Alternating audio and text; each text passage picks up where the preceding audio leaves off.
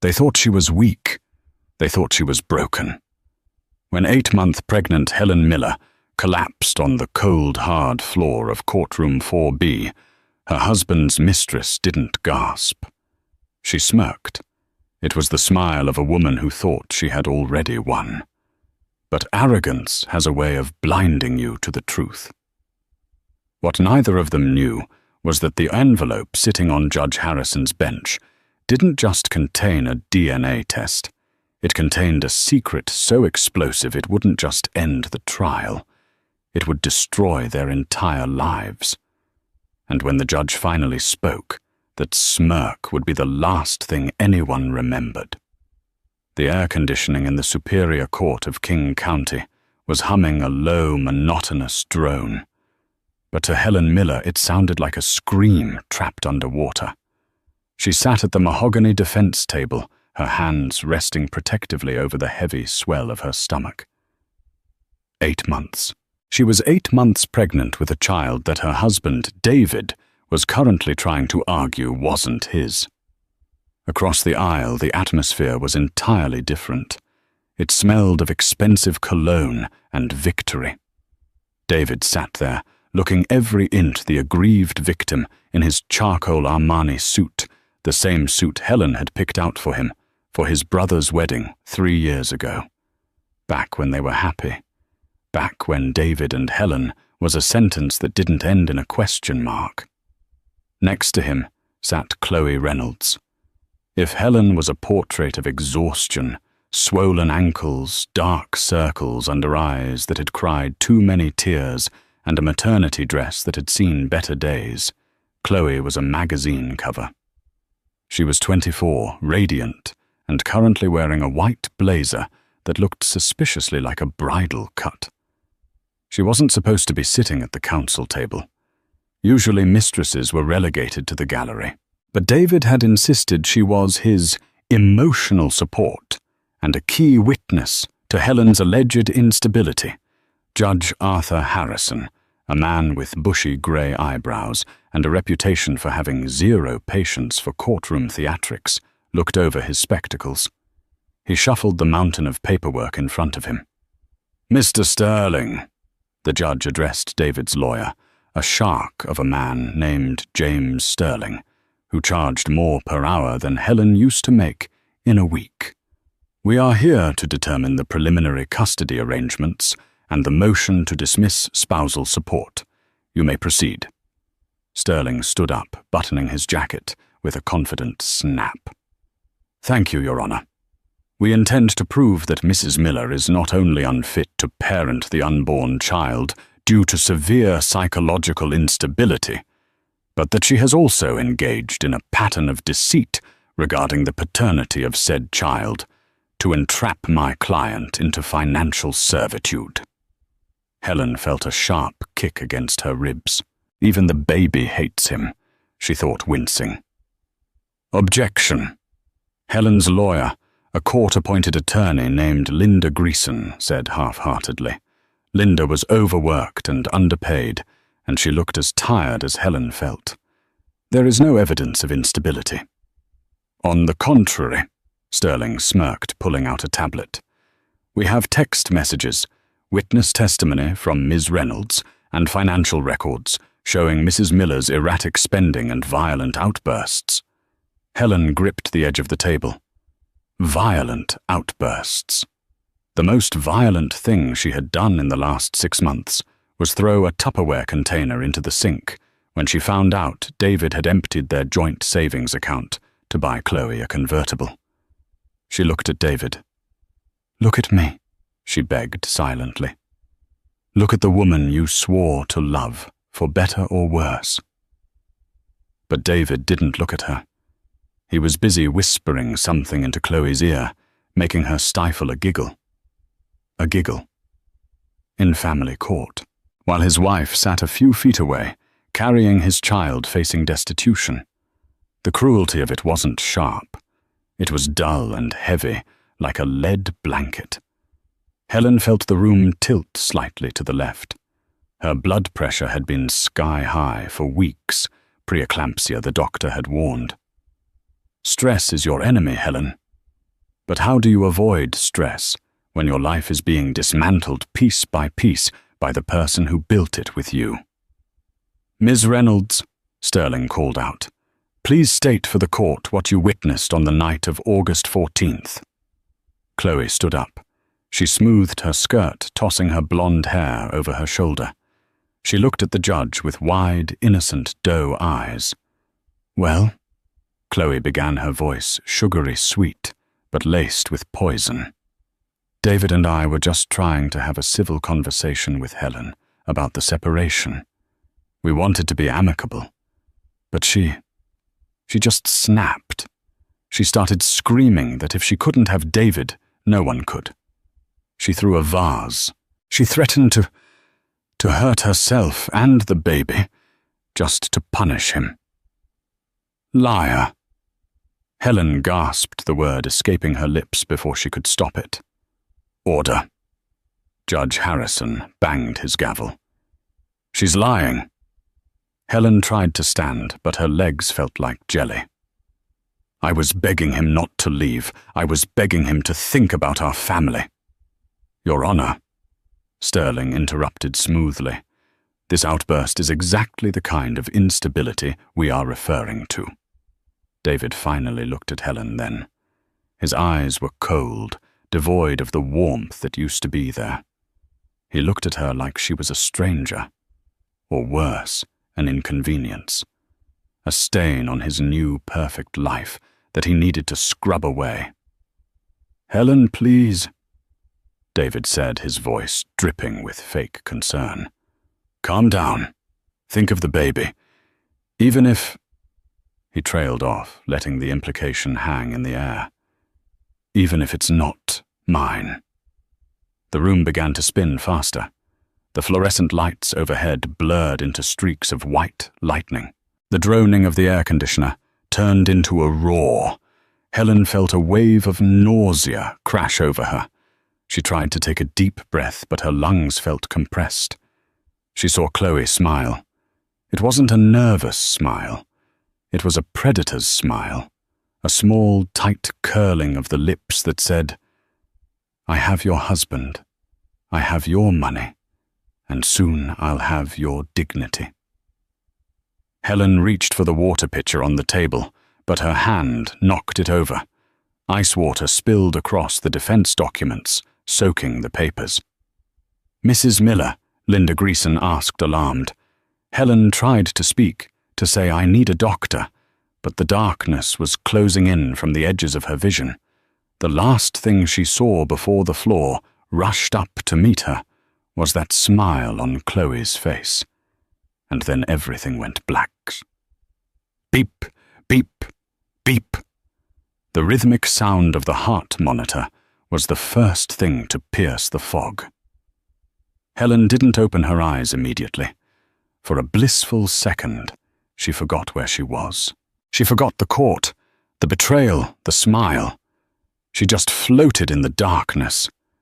Then the memory hit her like a physical blow. Her eyes snapped open.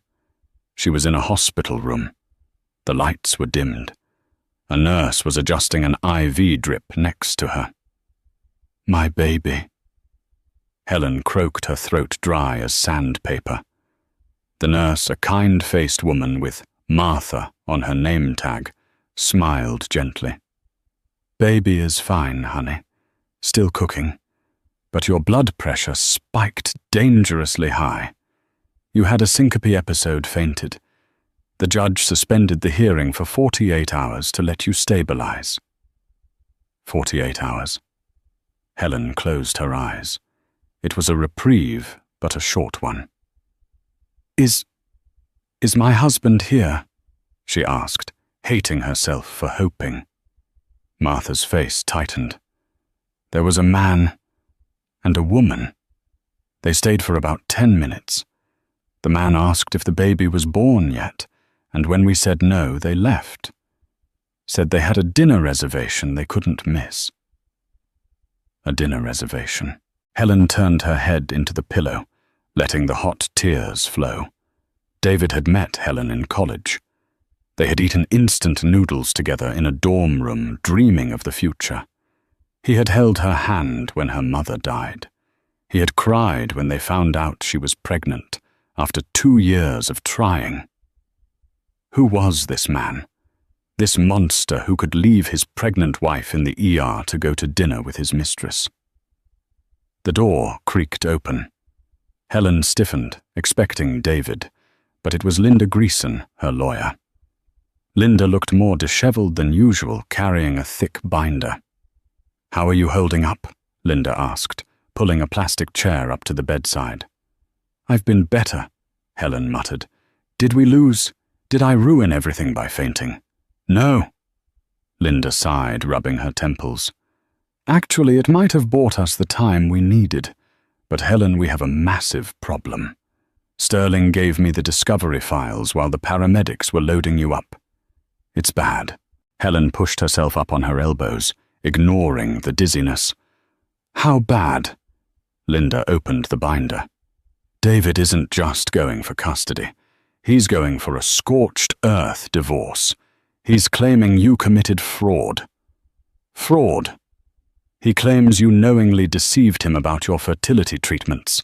He claims you used a donor without his consent because he was sterile from a childhood illness, which is a lie, by the way. We have his medical records, but he's forged documents saying otherwise. He's trying to say the baby biologically cannot be his." Helen gasped. "That's insane." "We went to the clinic together. Dr. Evans did the procedure with David's sample." "I know," Linda said grimly, "but Dr. Evans retired last month and moved to the Philippines.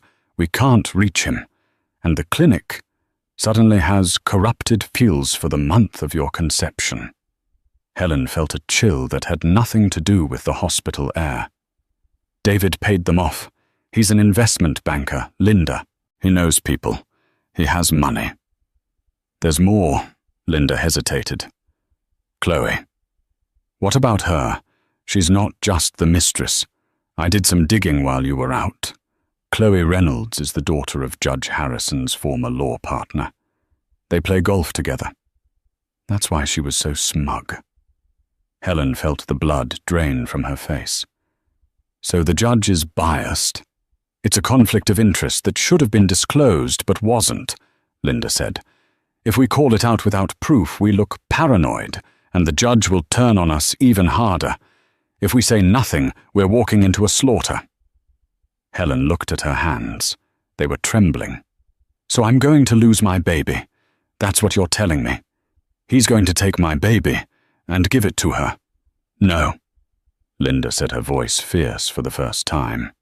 "I'm telling you the deck is stacked, but I'm not folding. We have 48 hours. I need you to think, Helen. Is there anything David has slipped up on? Any emails? Any old documents? Anything in the safe at home?" "He changed the codes to the house," Helen said. "I can't even get in to get my clothes, let alone documents." "Wait." Helen's eyes widened. "The safe at the lake house."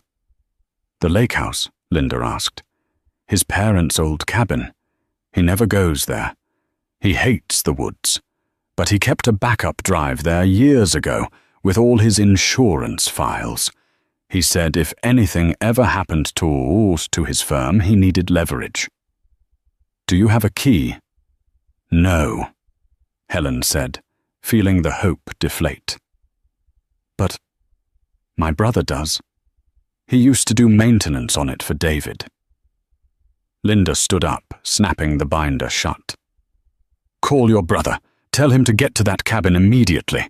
If there is anything on that drive, financial records, payoffs to the clinic, anything, we might have a shot." "And if there isn't?" Linda looked at Helen, her expression softening. "Then we pray that the DNA test the court ordered comes back fast. Because right now, science is the only thing that can't be bribed." Helen nodded, but deep down a terrified thought took root. If David could bribe a clinic to delete files, could he bribe a lab technician to fake a test? As Linda left the room to make calls, Helen lay back. She placed her hand on her stomach. The baby kicked a strong, defiant thump. "I won't let them take you," she whispered to the empty room. "I don't care if I have to burn the whole world down. I won't let her be your mother." Meanwhile, across town, at the finest steakhouse in the city, David Miller raised a glass of Pinot Noir. "To freedom." He toasted his smile, smooth and practiced. Chloe clinked her glass against his, her diamond bracelet sparkling under the chandelier. "To us," she purred. "And to Judge Harrison, being an old family friend." "Did you see her face when she fell?" "It was pathetic." "Don't worry about her," David said, cutting into his steak. "By Friday she'll be a memory, and we'll have the trust fund the baby unlocks." Chloe paused. "You're sure the DNA test won't be a problem?" David chuckled a low, dark sound. "I took care of it, babe. Money talks. The results will say whatever I want them to say." He took a sip of wine, confident, arrogant, and untouchable. But he had forgotten one thing: the lake house. And he had forgotten that a mother fighting for her child is the most dangerous creature on earth. The storm wasn't over. It was just beginning. The rain was coming down in sheets, turning the dirt road leading to the Miller family cabin into a sludge of mud and gravel. Mike Helen's older brother gripped the steering wheel of his battered pickup truck until his knuckles turned white. The windshield wipers were thrashing back and forth, fighting a losing battle against the storm, much like Helen was fighting a losing battle against her husband. Mike was a simple man. He was a mechanic who worked with his hands, loved his sister, and generally tried to stay out of drama. But when Linda Greason had called him, her voice trembling with urgency, telling him that Helen was in the hospital and David was trying to steal her life, a switch had flipped in Mike's chest. "You hurt my sister," Mike muttered to the empty cab, his jaw set. "You answer to me." The cabin loomed out of the darkness, a shadowy A-frame structure nestled deep in the pines. It was silent. No lights, no cars. David hated this place. He called it rustic hell, which meant he likely hadn't bothered to update the security system since his parents passed away. Mike killed the engine and grabbed a flashlight and a crowbar from under his seat. He stepped out into the deluge, the icy rain soaking his flannel shirt instantly. He didn't care. He trudged through the mud, slipping once, but catching himself on the porch railing. He tried the front door. Locked.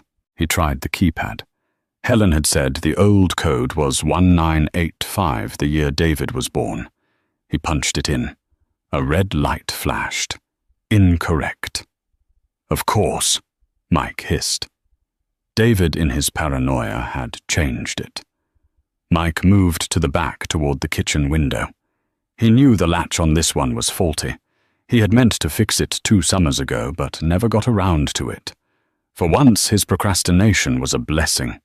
He wedged the crowbar under the frame and applied pressure. With a groan of protesting wood, the window popped open. Mike scrambled inside, tumbling onto the kitchen floor. The air inside was stale, smelling of dust and old wood smoke. He clicked on his flashlight, sweeping the beam across the room. He needed the study. He found it down the hall. A heavy oak desk sat in the center of the room, looking out of place among the fishing trophies and woven rugs. This was David's sanctuary, the only room he had renovated with modern sleekness. "Where are you?" Mike whispered, pulling open drawers. Pens, blank paper, a bottle of expensive scotch. Nothing. Helen had said the safe was behind the painting of the stag. Mike moved the painting. There it was, a sleek, digital wall safe. "Okay," Mike breathed. "Think like David." He tried David's birthday again. Nothing. He tried Chloe's birthday, which Linda had texted him, found via a quick social media stalk. Nothing. He tried the date of his wedding to Helen. Nothing. "Come on, you narcissist," Mike growled. "What do you love most? Money." Mike paused. He remembered a barbecue 3 years ago. David had been drunk, bragging about the day he made his first $1 million in a single trade. He had called it his rebirth. "October 14th, Mike whispered. 10:14. He punched in 1014. Click. The green light flashed. "Gotcha." Mike exhaled, swinging the door open. Inside there was a stack of cash, a passport, and a small black hard drive. But underneath the drive was a manila folder labeled Project Legacy. Mike grabbed the drive and the folder. He opened the folder, shining his light on the first page. It was an email printout. As he read the first few lines, his eyes went wide. From D. Miller to J. Sterling. Subject: the trust contingency. The grandfather clause in the trust is clear. The funds are released upon the birth of a living male heir. Once the funds are transferred to my account, the mother's custody status is irrelevant. We need to secure the bag first, then discard the baggage. If the DNA test is an obstacle, we bypass it. I have a contact at the lab. Mike felt sick. It wasn't just about a divorce. It wasn't just about a mistress. David was using his own unborn child as a key to unlock a vault, and he planned to toss Helen aside the moment the money hit his account. And the line about bypassing the DNA test, it was proof of conspiracy. Suddenly, headlights swept across the front window. Mike froze. He heard the crunch of tires on gravel. Car doors slammed. "I'm telling you I left the files here," a voice shouted over the wind. It was David. Mike's heart hammered against his ribs. He was trapped.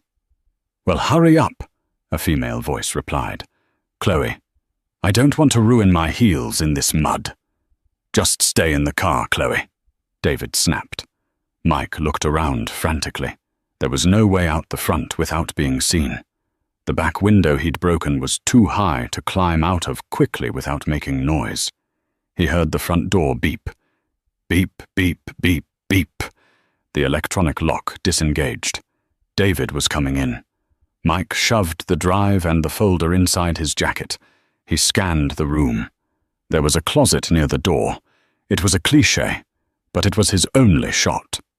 He dove into the closet, pulling the louvered door shut just as the study door swung open. David marched in, flipping on the overhead light. Mike watched through the slats of the closet door, holding his breath. David looked manic. His hair was wet, his eyes wild.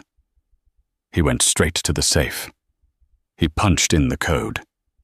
He opened the door. For a second, there was silence. Then a roar of rage that shook the walls. "No!" David began throwing the contents of the safe onto the floor. "Where is it? Where is the drive?" He spun around, kicking the heavy oak desk. "Who was here? Who took it?"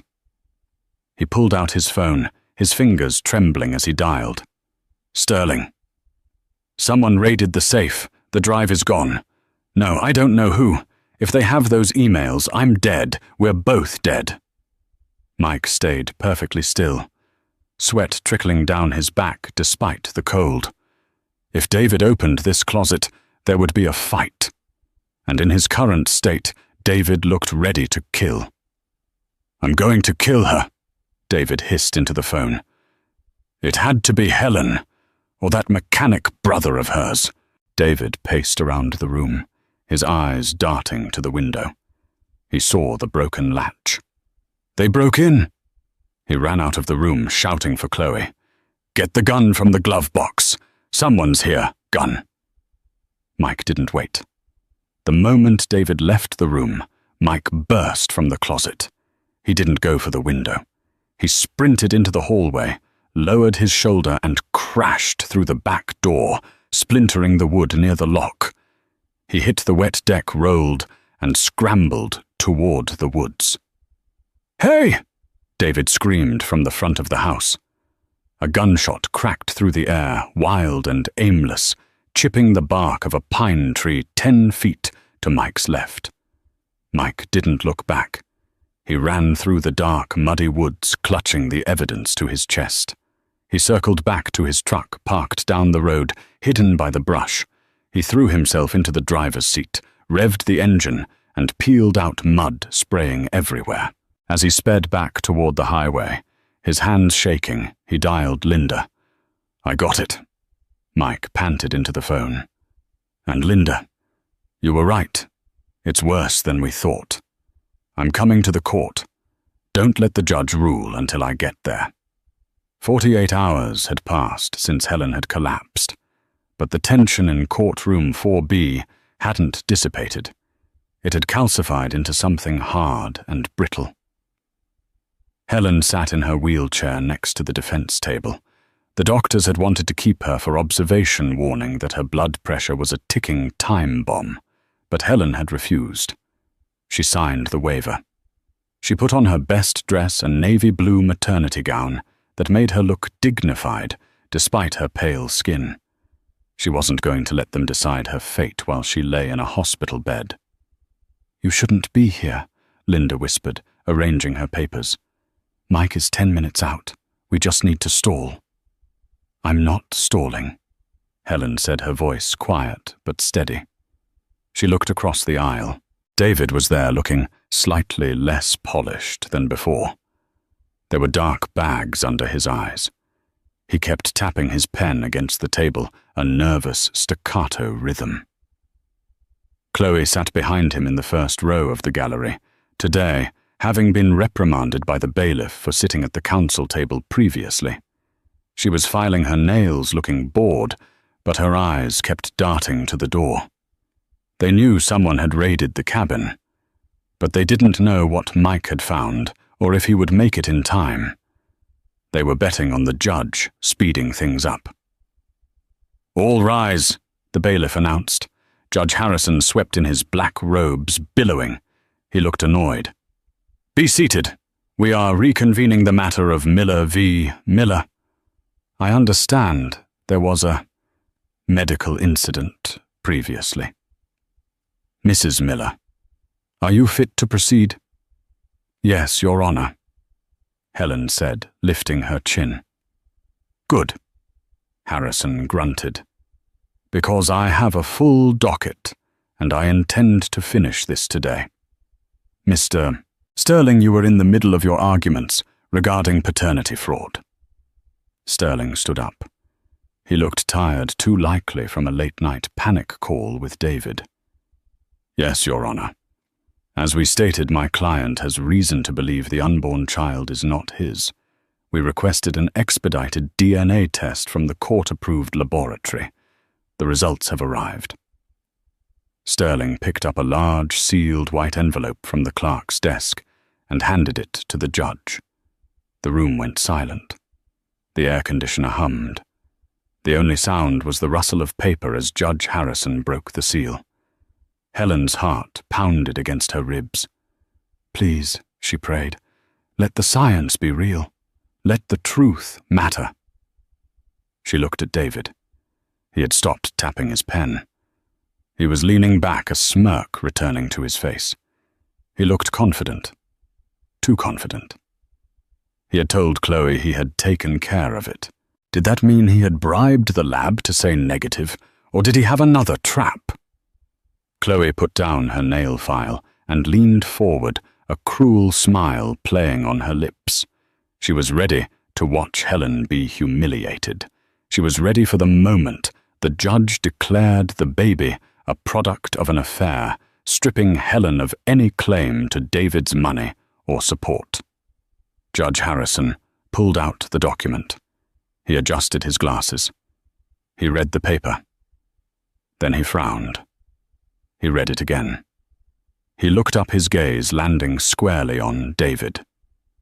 "Mr. Sterling," the judge said, his voice flat.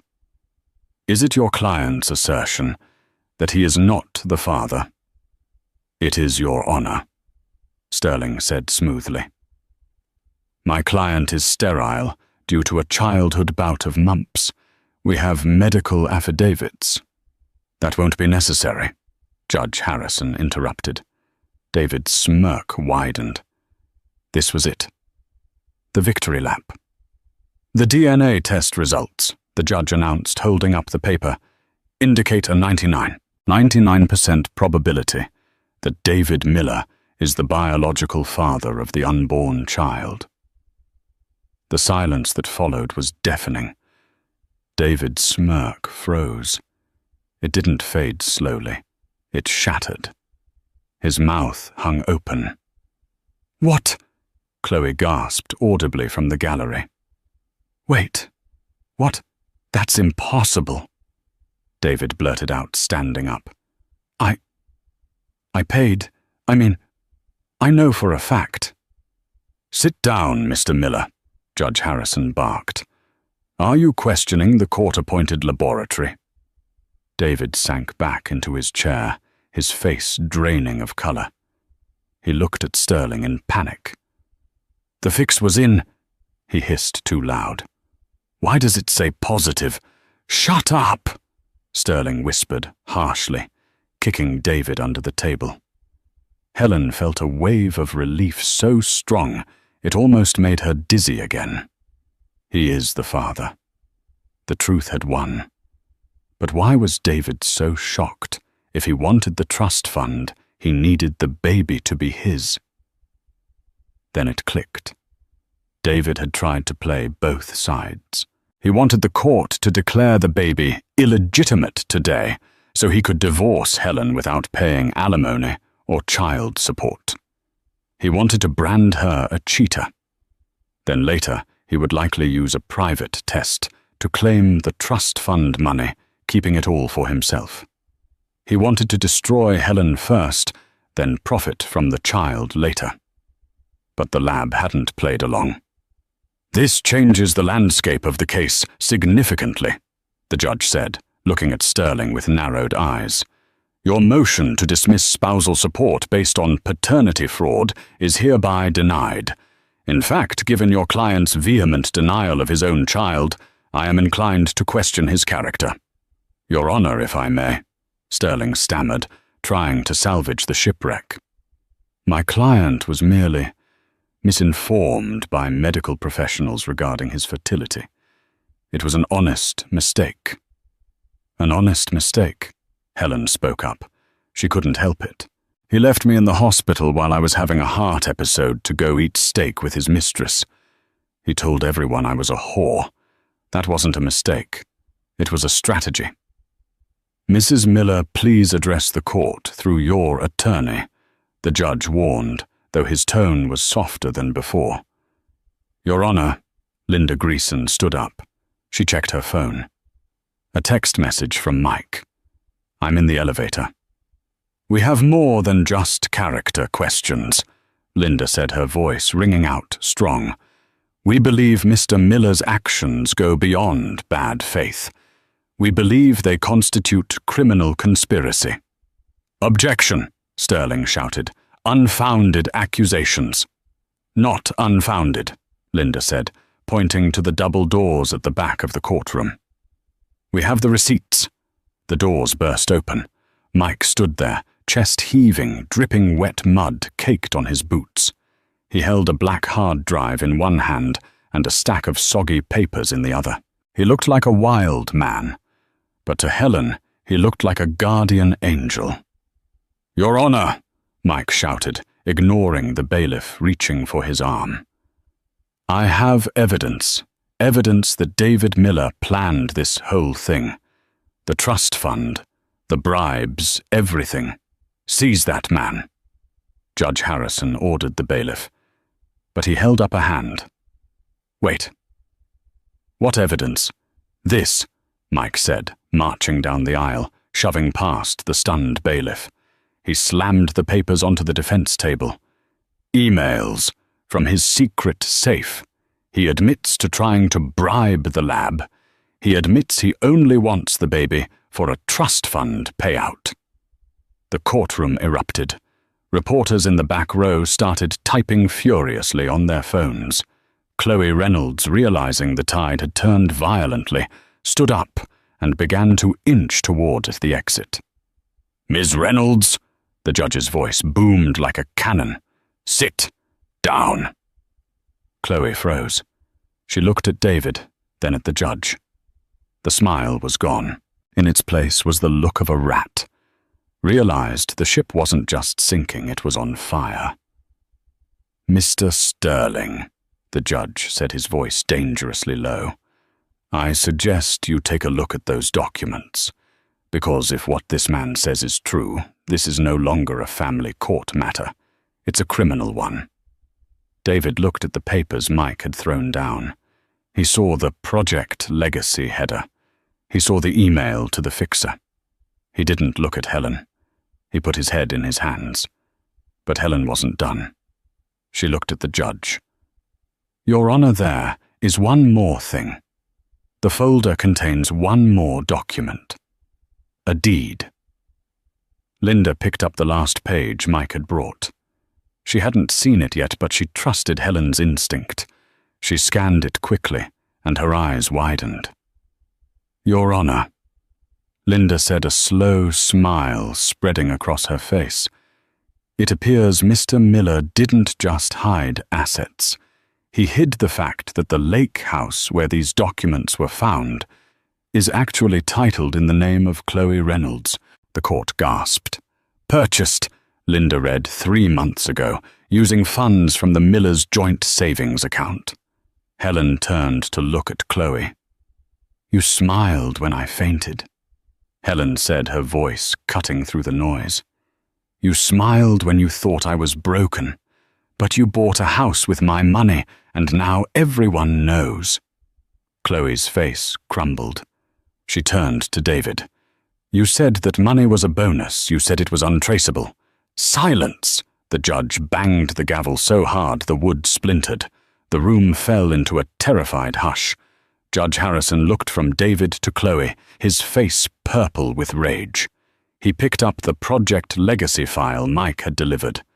"I'm going to take a 10-minute recess to review this evidence," the judge said, his voice trembling with suppressed anger. "Bailiff, lock the doors. No one leaves, especially not the plaintiff and his witness." As the judge exited to his chambers, Helen leaned back in her wheelchair. She felt the baby kick again. "We got him," she thought. But she didn't smile. Not yet. Because she knew a man like David Miller was most dangerous when he was cornered.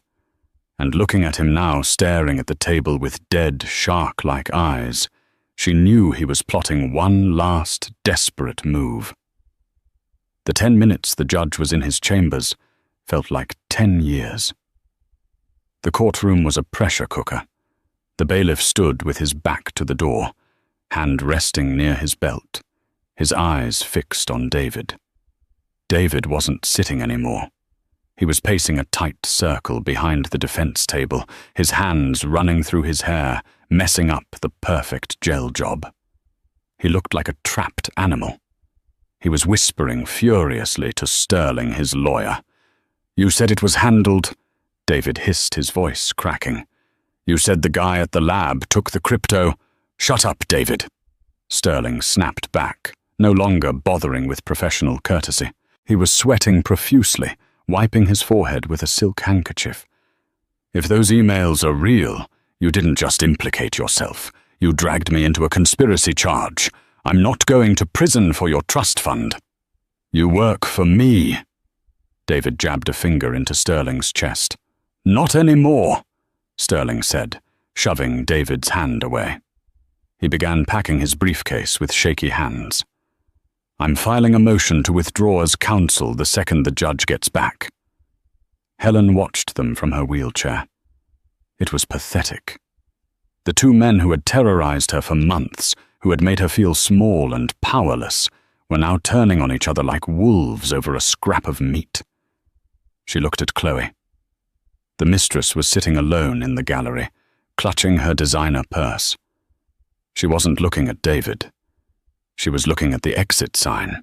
She had realized, perhaps for the first time, that being the other woman in a high-stakes game meant you were also the most expendable piece on the board. "All rise!" the bailiff bellowed. The door to the chambers opened, and Judge Harrison emerged. He didn't walk. He stormed. His face was a mask of cold fury. He carried the file Mike had delivered in one hand and the DNA test in the other. He sat down, not bothering to arrange his robes. He stared out at the courtroom for a long, terrifying moment. When he spoke, his voice was dangerously quiet. "In my 30 years on the bench," Judge Harrison began, "I have seen custody battles turn ugly. I have seen parents lie. I have seen them hide money. But never have I seen a display of such calculated malice and criminal intent as I have seen today." He held up the emails. "Mr. Sterling," the judge said, "you are an officer of the court. These emails suggest you facilitated a bribe to a medical official to falsify a genetic test. Is that correct?" Sterling stood up, his knees visibly knocking. "Your Honor, I had no knowledge of the specific content of my client's communications. I would like to formally request to withdraw from this case immediately due to ethical conflicts." "Denied," Harrison snapped. "You will remain seated until I am finished. The Bar Association will deal with you later." The judge turned his gaze to David. It was a look of pure disgust. "Mr. Miller, you attempted to defraud this court. You attempted to disown your own biological child for financial gain. You emptied marital assets to purchase real estate for your paramour while your pregnant wife faced eviction. And according to these documents, you planned to use the trust fund payout to, and I quote, starve Helen out until she signs away rights." David opened his mouth to speak, but the judge silenced him with a raised hand. "Silence, I have read the correspondence regarding the fixer at the lab. It seems you paid $50,000 to have the results altered to negative. However, the judge paused, a grim satisfaction in his eyes. It appears your fixer got cold feet, or perhaps he simply took your money and reported the real results anyway. The test I hold in my hand, which confirms you are the father, is valid." Helen let out a breath she didn't know she was holding. David had been scammed by his own scam. "Furthermore," the judge continued, looking toward the gallery, "Ms. Reynolds." Chloe jumped as if she'd been electrocuted. Yes. "I'm aware that your father and I were partners years ago," Harrison said, his voice hard. "I assume you thought that connection would buy you leniency in my courtroom. You were mistaken. The deed to the lake house proves you are in possession of stolen marital assets. That makes you an accessory to fraud." Chloe burst into tears. "I didn't know. David told me it was his bonus money. He told me Helen didn't want the house." "She's lying!" David shouted, slamming his hand on the table. "She picked out the house. She knew everything. Order." The gavel banged down. "Here is my ruling." Judge Harrison announced, his voice ringing like a bell. "First, David Miller is adjudged to be the father. Child support will be calculated based on his actual income, including the hidden assets revealed in these files, not the fraudulent tax returns he submitted. Second, full legal and physical custody of the unborn child is awarded to Helen Miller on a temporary basis, pending a criminal investigation into Mr. Miller. Mr. Miller is granted no visitation rights until he undergoes a psychological evaluation and the criminal charges are resolved. Third, the motion to sell the marital home is denied. Helen Miller is granted exclusive use and possession of the residence immediately. Mr. Reynolds, you are ordered to vacate the Lake House within 24 hours and surrender the keys to Mrs. Miller's attorney. The deed will be frozen. And finally, the judge looked at the bailiff, I'm referring this entire file, including the evidence of bribery, perjury, and grand larceny, to the district attorney's office. Bailiff, please take Mr. Miller into custody for contempt of court and flight risk, pending the arrival of the police. David's eyes bulged. Custody. You can't arrest me. I'm a partner at Goldman & Sachs. I have a meeting at 3. You're going to miss it, Judge Harrison said dryly. The bailiff moved fast. He pulled David's arms behind his back. The click of the handcuffs echoed through the silent room. This is a mistake, David screamed, struggling as he was marched toward the side door. Helen! Tell them, Helen, don't let them do this. I'm the father of your child. Helen looked at him. For the first time in months, she didn't feel fear. She felt pity. You should have thought of that, Helen said softly, her voice carrying across the room. Before you smiled when I fell. As the door slammed shut behind David, Chloe Reynolds stood up, mascara running down her face, and ran out of the courtroom, her heels clicking frantically on the linoleum. Linda Greason slumped back in her chair and exhaled. Well, she said, looking at Helen with a tired smile. I think that went well. Mike walked over to the wheelchair and put a heavy hand on Helen's shoulder. You okay, sis? Helen touched her stomach. The baby was calm now. Yeah, Mike. I think we're finally okay. But the drama wasn't quite over. As they would soon find out, David Miller wasn't the type of man to go down without trying to burn the building down with him. The adrenaline began to fade as Helen was wheeled out of the courthouse, replaced by a bone-deep exhaustion. The rain had stopped, leaving the pavement slick and black, reflecting the grey sky. I'll bring the truck around, Mike said, pulling his hood up. You wait here under the awning with Linda. Helen nodded. She took a deep breath of the damp air. It tasted like freedom. For the first time in 6 months, she didn't have to worry about where she would sleep or how she would buy diapers. She had the house. She had the custody. She had safety. You know, Linda said, lighting a cigarette with trembling hands, I've been practicing family law for 15 years. I've never seen a judge throw the book at someone that hard. Harrison was insulted personally. David has a way of making people hate him, Helen murmured. Just then a sleek red convertible screeched to a halt right in front of the courthouse steps. It was Chloe's car, or rather the car David had bought her. Chloe jumped out. She looked wrecked. Her bridal white blazer was stained with rain, her hair was a rat's nest, and her eyes were wild.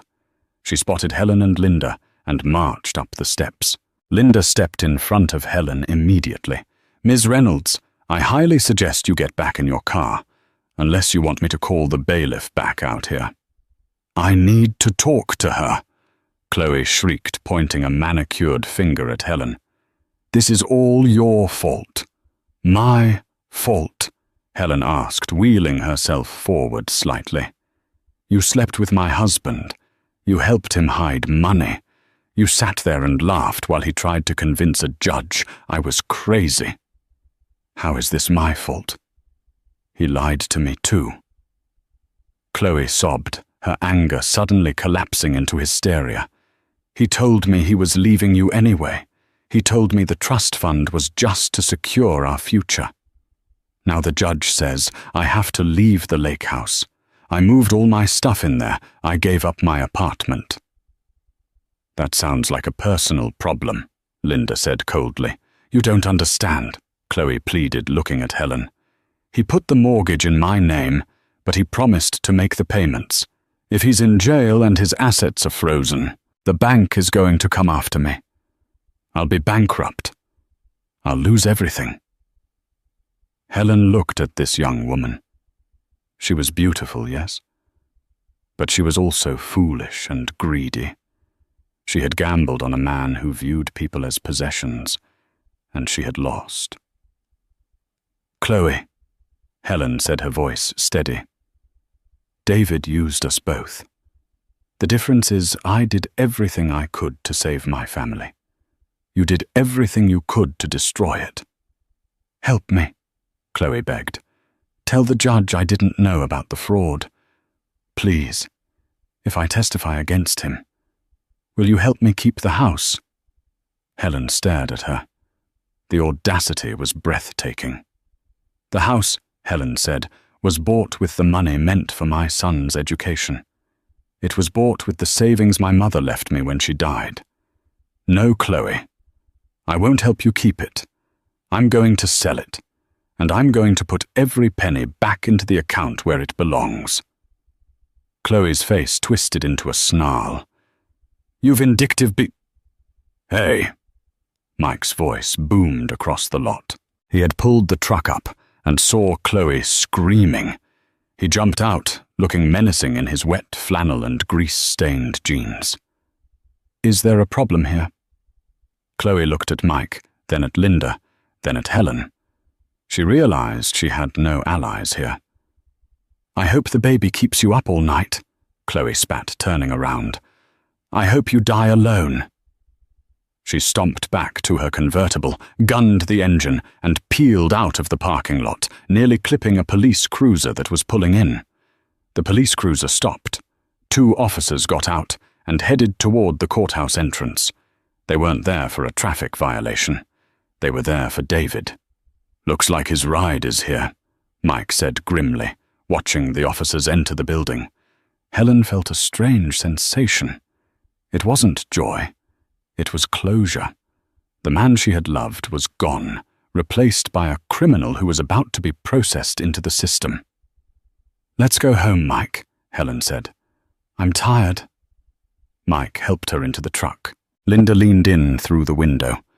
"I'll handle the paperwork for the house transfer tomorrow," Linda said. "Go rest. But Helen, change the locks. Seriously." "I will," Helen promised. As they drove away, Helen looked back at the courthouse. She saw the police officers escorting a man in a suit out the side door. His hands were cuffed behind his back. He was looking down at the ground. It was David. He looked up as the truck passed. Their eyes met for a split second through the rain-streaked glass. In his eyes, Helen saw no remorse. She saw only anger and fear. He shouted something, but the glass muted it. "What did he say?" Mike asked, glancing in the rearview mirror. "I don't know," Helen said, turning facing forward. "And I don't care." She placed her hand on her belly. The nightmare was over. Or so she thought. But as Mike turned onto the main highway, Helen's phone buzzed. It was a text message. It was from an unknown number. Helen opened it. Her blood ran cold. "The trust fund has a fail-safe. If I go to prison, the money doesn't disappear. It goes to the secondary beneficiary. Check the clause, Helen. You didn't win. You just started a new war." Helen dropped the phone. "What is it?" Mike asked, alarmed by her pale face. "The trust," Helen whispered.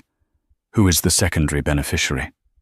She grabbed the folder Mike had stolen, flipping frantically to the last page of the legal jargon she hadn't read yet. Clause 14b. In the event of the primary beneficiary's incarceration or death, all assets shall transfer immediately to the custodial guardian of the eldest living male heir, provided that guardian is not the current spouse. Helen read it again. The legalese was tricky, but the implication was terrifying. If David went to prison, the money wouldn't go to him. But it wouldn't go to Helen either because she was the current spouse. It would go to... She scanned down. Transfer to the designated alternate guardian, Mrs. Eleanor Miller, David's mother. The woman who had hated Helen since the day they met. The woman who had told David that Helen wasn't breeding stock. The woman who had millions of her own and a team of lawyers that made Sterling look like an amateur. David had set a trap even for his own failure. If he couldn't have the money, he made sure it went to the one person who would use it to take the baby away from Helen. Helen looked at Mike. "Drive faster." "Why?" "Because David's mother is coming." Helen said, her voice trembling. "And she makes David look like a saint." The war wasn't over. The players had just changed, and the stakes had just gotten higher. The stress of the text message did exactly what the doctors had feared. By the time Mike's truck hit the city limits, Helen was doubled over in agony. Her water broke on the I-5 interchange. "Hold on, Helen," Mike yelled, weaving through traffic like a stunt driver. "I'm not delivering this baby in a Ford F-150. They burst into the emergency room of St. Jude's Hospital 20 minutes later. Helen was wheeled straight into labor and delivery. The pain was blinding, but through the haze her mind was fixated on one thing, Eleanor. David's mother was coming. 2 hours into labor, the door to her delivery room swung open. It wasn't a nurse. An older woman stood there, dressed in a Chanel suit that cost more than Helen's entire car. Her silver hair was coiffed into a helmet of perfection, and her eyes were as cold as glaciers. Eleanor Miller. Behind her stood 2 men in dark suits, lawyers. "Get out!" Helen gasped, gripping the bed rails. "I'm here to ensure the safety of my grandson," Eleanor said, stepping into the room as if she owned the hospital. She didn't look at Helen. She looked at the monitors. "Since my son is currently indisposed due to your theatrics, I will be assuming custody of the heir immediately upon birth. We have the paperwork ready." "You have nothing." Mike stepped in front of Eleanor, his chest heaving. "You get away from her." "Move, you mechanic," Eleanor sneered, "or I'll have security remove you. The trust fund clause is ironclad. If David is incapacitated, I am the guardian." "You are just the vessel," she said to Helen. Helen felt a surge of rage that overpowered the contractions. "I am his mother. You are a gold digger who got caught," Eleanor replied smoothly. "And now that David has foolishly exposed himself, I have to clean up the mess. Sign the papers, Helen. Give us the boy, and we will give you a monthly stipend. Refuse, and I will bury you in litigation until you are homeless." The beeping of the heart monitor sped up. Helen's blood pressure was climbing again. "Mrs. Miller," a new voice cut through the tension. Linda Greason stood in the doorway. She was out of breath, holding her briefcase. She walked right up to Eleanor, who towered over her in heels. "Who are you?" Eleanor demanded. "I'm the woman who just got off the phone with the district attorney," Linda said, her voice shaking slightly but gaining strength. "And I have some bad news for your ironclad plan." Eleanor scoffed. "Please, I have the best lawyers in the state." "Your lawyers missed something," Linda said, pulling a document from her bag. "The trust fund David was trying to unlock, the one you're trying to claim guardianship over. It was funded by offshore accounts that are currently being flagged for money laundering tied to your late husband's firm." Eleanor's face went pale beneath her makeup. "That's preposterous." "Is it?" Linda held up her phone. "Because the FBI is currently executing a search warrant at your estate." David didn't just expose himself, Eleanor. To save his own skin during his intake interrogation an hour ago, he gave the feds everything. He rolled on you to try and get a plea deal. The room went dead silent. "David talked," Eleanor whispered. "He sang like a canary." Linda smiled. He told them about the shell companies, the tax evasion, and how you instructed him to set up the fail-safe clause to bypass the law. The trust fund is frozen. Your assets are being frozen. You aren't taking this baby. In fact, if you don't leave right now, the officers in the lobby are going to arrest you for witness intimidation. Eleanor Miller looked at Helen. The arrogance evaporated, replaced by the terrified realization that her own son, the son she had raised to be ruthless, had ruthlessly sacrificed her. Without a word, Eleanor turned and walked out of the room, her lawyers trailing behind her like frightened puppies. Helen let out a sob of relief. Is it true? Did David really turn on her? Linda sat down on the edge of the bed, grinning. He sure did. A snake will always bite, Helen, even its own mother. 10 minutes later, the real work began, and an hour after that, the cry of a healthy baby boy filled the room. Helen held him close. He had David's nose, but he had Helen's fighting spirit. She named him Leo. 6 months later. Helen sat on the porch of her house, the one the court had awarded her fully. The lake house had been sold, and the money was now in a college fund for Leo that no one could touch. David was serving 5 years for fraud and conspiracy. Eleanor was under house arrest, awaiting trial. Chloe Reynolds had moved back to her hometown, her reputation in the city completely destroyed. Helen looked down at Leo, who was gumming on a teething ring. She wasn't rich, she wasn't powerful, but she was free. She had learned that the truth is like a seed. You can try to bury it, you can try to cover it with dirt and lies, but eventually it will always find the light, and when it does, it grows into something unbreakable. What a roller coaster Helen went from being humiliated in a courtroom to taking down an entire dynasty of corruption just by standing her ground. It just goes to show that money can buy a lot of things. Lawyers' houses even silence, but it cannot buy the truth. David and Eleanor thought they could treat people like disposable objects, but they forgot that a mother fighting for her child is the most powerful force on earth. What do you think? Should Helen let David see his son when he gets out of prison, or should she cut him off forever? Let me know your opinion in the comments below. If you enjoyed this story of justice served, please hit that like button. It really helps the channel. And don't forget to subscribe and ring the notification bell so you never miss another crazy real-life story. Thanks for watching, and see you in the next video.